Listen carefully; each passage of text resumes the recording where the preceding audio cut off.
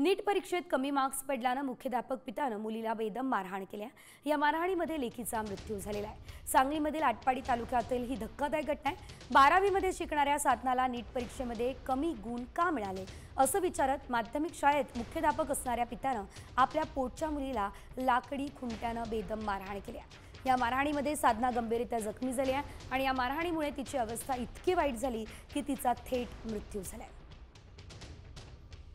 नीट परीक्षेमध्ये या विद्यार्थिनीला कमी मार्क्स मिळाले होते आणि त्यानंतर या निर्दयी बापानंच लेखीचा जीव घेतलाय।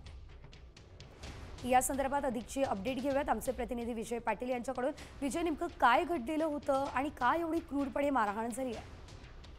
नक्कीच सांगलीच्या आटपाडीमधील जी साधना ही 12वीचं शिक्षण घेत होती आणि तिला वैद्यकीय अभ्यासक्रमासाठी तिने प्रवेश घेतला होता। ती तयारी करत होती आणि त्यांच्या कुटुंबियाचं स्वप्न होतं की ती डॉक्टर व्हावी, यासाठी ती शिक्षण घेत होती आणि एका खासगी शिकवणीमध्ये तिने क्लास सुद्धा लावला होता। मात्र एक सराव परीक्षा झाली होती आणि त्या सराव परीक्षेमध्ये तिला कमी मार्क पडले होते। तिच्या वडिलांनी रात्री तिला जाब विचारला की कमी मार्क का पडले होते आणि त्या दोघांच्यात या ठिकाणी बाचाबाची झाली आणि आपल्या वडिलांनी तिला मारहाण केली आणि त्यात तिचा दुर्दैवी मृत्यू झाला आहे।